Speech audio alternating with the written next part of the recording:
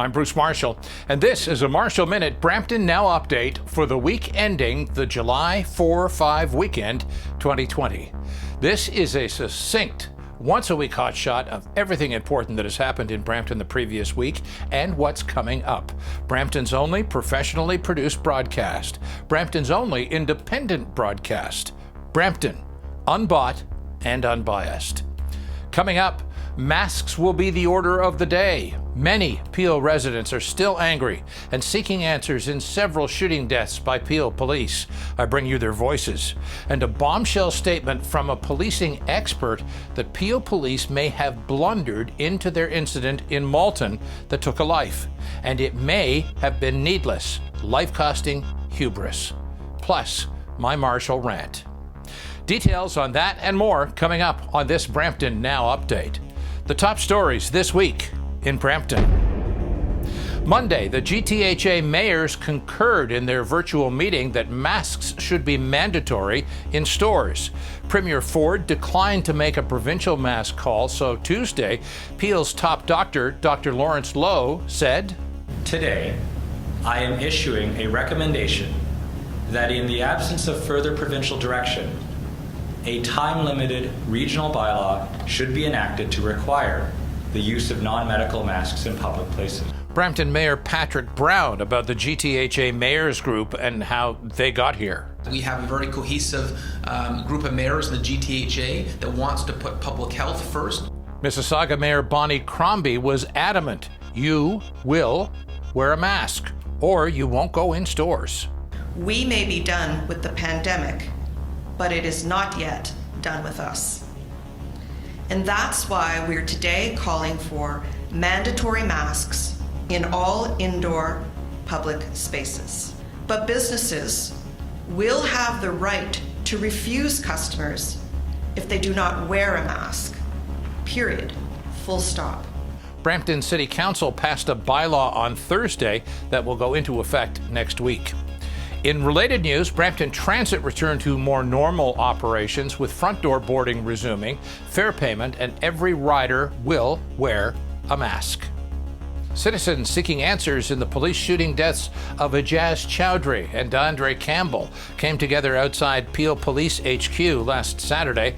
Brampton activist and Campbell family spokesperson Jermaine Chambers spoke to the crowd, expressing a belief that Peel police have failed citizens in these incidents. Somebody mentioned earlier, where are the politicians? I believe that we should continue to demand from the powers that be that they grant us justice. Before I came here this evening, I took a chance earlier this morning and read the report again from Justice 𝗕𝗏. Justice 𝗕𝗏 submitted a 384-page report as to how we can reform the justice system, how we can reform the SIU, how we can make sure that people get justice. And that report is on a shelf somewhere. And I stand here today and I'll be honest with you, I am a registered conservative, a dues-paying conservative. And therefore I want to say to my government, I want to say to my party, I want to say to Attorney General Doug Downey, take the report off the shelf. Take it off the shelf. I want to say to Sylvia Jones, the Minister of Community Safety, take the report off the shelf. I want to say to Premier Ford, the time has come to take the report off the shelf, to do the reforms so that people can get justice. And one thing I know politicians like when they have people around them. Politicians like to come to the mosque and take pictures. They like to come to the churches and take pictures. They like to come to the Christmas parties and hold up babies and kiss babies and take pictures. But how about if we say, we will no longer invite you to our mosque until you give us justice? How about if we say, no more pictures in our churches until you give us our justice? Then this bombshell came from policing consultant and 38-year police veteran Calvin Lawrence, where Lawrence said that video of the Chowdhury incident looked like Peel police had blundered into danger for no good reason, a situation known in policing theory as officer-created jeopardy. Here's Lawrence on CTV News Channel's Power Play. I think what happens in a lot of these shootings, and most shootings, that there's a term that is called officer-imposed jeopardy. What that means is that police officers put themselves in positions where they have to act when they don't really need to go in and solve the problem right away. Calvin Lawrence is an often critical speaker on policing, not being shy about the racism inherent in the policing culture. Lawrence served with both the Halifax City Police and the RCMP, where he also trained recruits. His book, Black Cop, came out in the spring. An incident on Monday last week in which a carjacking suspect was shot but survived is the 5th Peel Police shooting in 2020. 3 of those shot died. Coming up in a moment, a spectacular Brampton car crash caught on tape. Parking enforcement returns to normal, and a motherlode haul for Peel Police that included firearms, ammo, cash, and drugs. Details after this on Brampton Now Update. Hi, I'm David Suzuki. Will you join me and become a radically Canadian monthly donor? There's never been a more important time to stand up for Earth's life support systems. Because in the midst of COVID-19 and on the other side of it, the critical work of protecting what we need to survive must continue. Now is the time to reimagine the way we live. Even small monthly gifts make a big difference. You'll power critical climate projects. You'll help conserve and recover at-risk species and habitat. And you'll help make Canada a just, equal, sustainable society. Radical comes from the Latin radix, which means root. Let's get radical, rooted to safeguarding the earth that sustains us. Thank you. Merci. A spectacular crash caught on tape in Brampton on Canada Day. It appears that someone's doorbell cam caught this. Police say the driver was traveling eastbound on Williams Parkway, approaching Valleyway Drive in Brampton, when he lost control. The driver, a 28-year-old man from Wasaga Beach, has been charged with dangerous operation of a motor vehicle. He got off with minor injuries. What a lucky boy that one is. Peel Police executed a search warrant on Canada Day in a residence that had been under surveillance near Beauvard and Kennedy Road. Peel Police scooped a couple of firearms, 1,000 rounds of ammunition, bulletproof vests, and a large quantity of a range of drugs, which included fentanyl, and a load of cash. 40-year-old Brampton man Jason Boothu was arrested and charged with 17 criminal offenses. His first court appearance was on Thursday. Street parking enforcement returns to Brampton on Monday, July 6th. That means street parking limits return to 3 hours and there is no overnight parking. Parking considerations, say, for overnight guests continue by dialing 311. Private security companies empowered to give tickets on private property will similarly resume enforcement. Coming up, Brampton's Alessia Cara cleans up at the Junos. Brampton's active lacrosse community marks an induction into the Lacrosse Hall of Fame. And the Boys and Girls Club rolls out a summer virtual program for kids ahead on Brampton Now Update.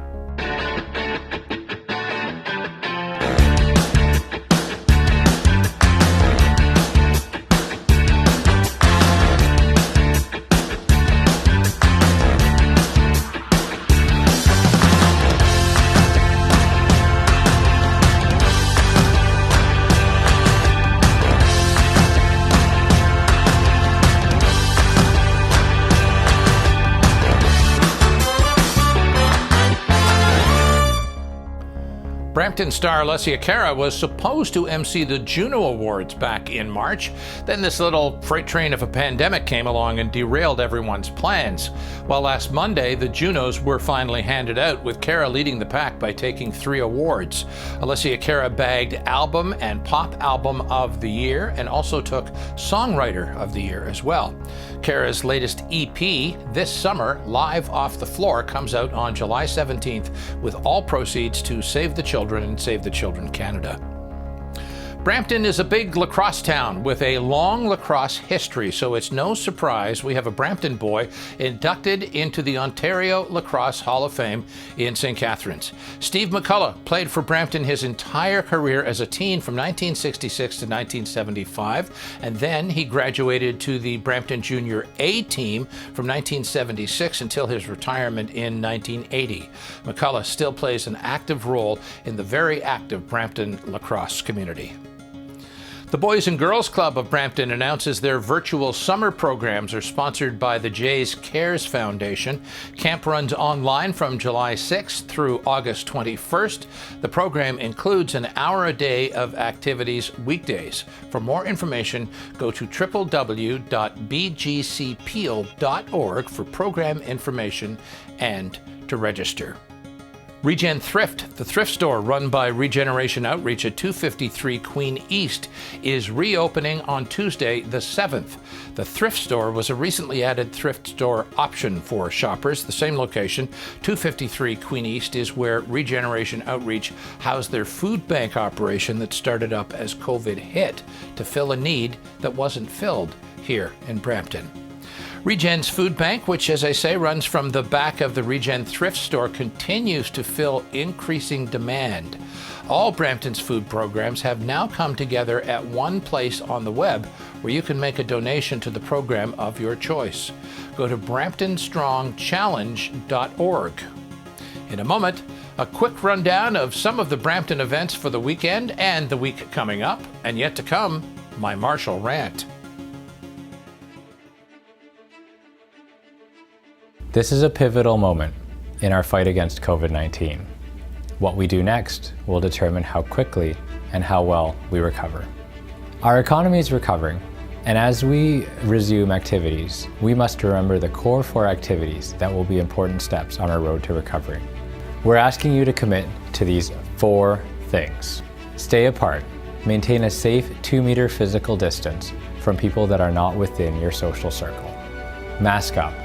Wear a non-medical mask where physical distancing is difficult. Lather up. Wash your hands regularly with soap and water or hand sanitizer. Get tested. Get tested if you have symptoms consistent with COVID-19 or are worried that you may have been exposed to someone who does. These 4 core steps are the fastest path to overcoming COVID-19. They will protect you, protect others, and bring back our thriving communities. Show your commitment to the core 4 by sharing the symbol on social media, posting in your workplace, or in your front window at home.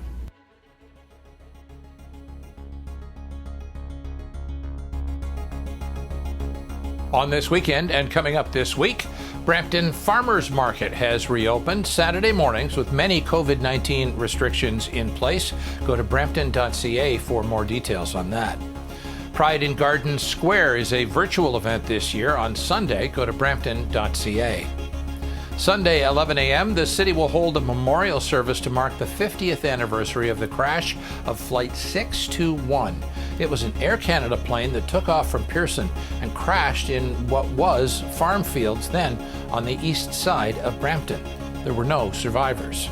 For more information, go to brampton.ca/Brampton Remembers. Rotary Club of Brampton's Rib and Roll had to be canceled due to COVID-19, but the ribs aren't canceled. No, they're coming right to your door on July 26th. You have to place your order by July 22nd, and you can do it all at ribandroll.com. Brampton Music Theatre has a fundraising contest called Catch the Ace on right now. It's at bmtcatchtheace.ca. Details about the game on the website. BMT also continues their online training program on their website at bramptonmusictheatre.com. Coming up, a Marshall Rant. How the Brampton Now update came into being and where it's going. Next. This is your invitation to go beyond sightseeing, to engage in our traditions. Come experience something new, yet centuries old. and give in to your sense of adventure. Experience our country's history and heritage. Discover your authentic Indigenous experience at indigenoustourism.ca. I'm Bruce Marshall, and this is the Marshall Rant. I wanted to tell you a bit about what inspired the Brampton Now update and where I'm going with it. Brampton is a media desert. We have no electronic media whatsoever. We used to have a cable channel. It was their duty under law to cover local issues. They had no budget to speak of. It was always a bare bones operation with mostly amateur talent. When that shut down, there was nothing. And there's still nothing. There was nobody producing content for Brampton who has any broadcasting experience in English. Then COVID-19 came along. I realized how strapped Brampton was for specific content that served Brampton, like what our council and region were saying and directing. It was important. And suddenly those people who saw themselves as Torontonians who sleep in Brampton needed a source of Brampton-specific information. Normally, a city our size would have 2 or 3 TV stations and a bunch of radio stations. When the frequencies were being handed out, Brampton was a sleepy little farm town on the further outskirts of Toronto. Now, we're 9th largest city in the country. Brampton is bigger than London or Kitchener, on a par with the whole Hamilton region, but no TV or radio stations. As a broadcaster of over 40 years' experience, I saw a need. Good, reliable information for Brampton, presented in a professional and hopefully entertaining way. Some of the deepest formal training I have is in documentary filmmaking. And so I see Brampton Now update as my opportunity to tell Brampton's story. Brampton's story is often one that hides in plain sight and takes a bit of experienced nosing to find. A run for City Council 2 years ago has not only put me in touch with the biggest issues in Brampton, but also with the people behind those issues, like my friend Jermaine Chambers, who's been on the Brampton Now update lately with his calls for justice. There's powerful stuff that goes on in our city. A big city with big city problems, but also with an opportunity to correct those problems as we look toward another big leap in size, doubling Brampton in just over 19 years. So I begin every broadcast by saying Brampton Now Update is Brampton's only professionally produced broadcast, Brampton's only independent broadcast. I say that because both those things are true. I was on air at Chum and Chum FM for 20 years. I've been the voice of places like TSN, where it was my job to say things like, Leafs, Flyers, tonight, TSN. I'm not just a professional with a track record. I made it to the top of Canadian broadcasting in several contexts. So, professional? Yeah, you bet. This is the best TV ever produced for Brampton. Independent? Well, I haven't fed at the government trough. Now that doesn't mean that I wouldn't. There are lots of grant programs open to filmmakers and TV content producers. There may be money to promote media here in our media desert that is Brampton. And I may at some point avail myself of some of that grant money. If CTV and Global have no shame, I don't either. But what I won't do is I won't be bought by government money. That's a mistake that amateurs can make. They feed from their friendly hand, and they're careful not to bite that hand. They sell their integrity. Well, I bite. Because if I'm going to produce content for you, my fellow Brampton neighbors, I'm not going to be bought, and I'm not going to become some pathetic propaganda channel that asks tough questions like, boxers or briefs? No. Professional, independent, probably controversial too. I really don't care who I piss off to get to that truth that you deserve. So let me give you my personal assurance that the Brampton Now update will always be Brampton, unbought and unbiased. And if that gets under anyone's skin, good. I'm doing my job. I'm Bruce Marshall, and that's it for this week. Please subscribe to the Brampton Now Update channel on YouTube or follow #MarshallMinute on Facebook for lots of Brampton Need to Know that you won't find anywhere else. Your comments and suggestions are always welcome, and if you've got a Brampton story to tell, get in touch with me through this channel that you're watching on right now. Stay strong, Brampton. Brampton strong. We're all in this together. I'm Bruce Marshall. Thanks for watching Brampton Now Update.